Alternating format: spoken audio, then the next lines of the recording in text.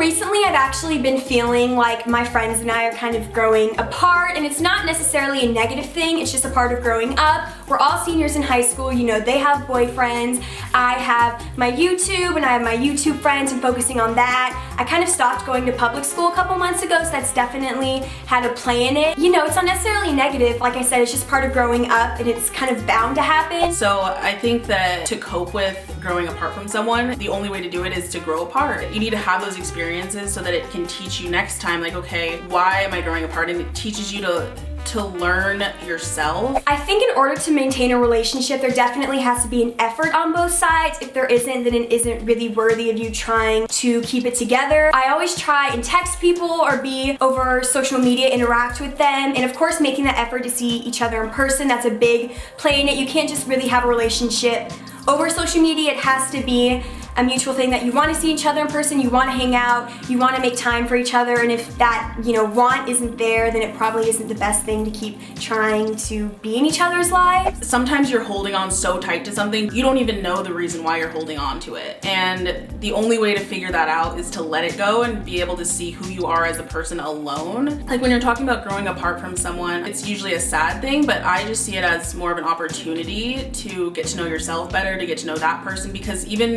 if you're growing apart at that time, that doesn't mean that there isn't like a future for you with that person, or like a friendship that you guys can have later on down the line when you both have figured yourself out. Because it's hard to be that strong person to like let the thing end, like let a relationship end. That takes a lot more courage than someone that's like hanging on just because they're afraid of being alone. So I don't know, my advice would just to take a step back from those relationships that you feel are like waning or like falling to the back burner, because it's not always beneficial to your life. I think kind of looking at the relationship and seeing what's good, what's bad. If there's more bad than good, then maybe it isn't something that you want to keep trying at. If that relationship is taking work, or if I forget to talk to that person, then maybe they're not as meaningful to my life as I think they are. Maybe there's a reason why both of us haven't stayed in contact with each other, because you can't really have a relationship if you don't know what you want, especially if that other person that you're in a relationship with doesn't know what they want. Then both people are like just there not knowing what they want, so how can either person be happy? I look at it as, if you're growing apart from one person, that's one person out of all of the people in the world that you could be friends with or that you haven't even met yet. There are so many different people out there that you can have relationships with in different degrees, and even just those are special, and just the time that you have with that person. There are so many people out there that you can have relationships with,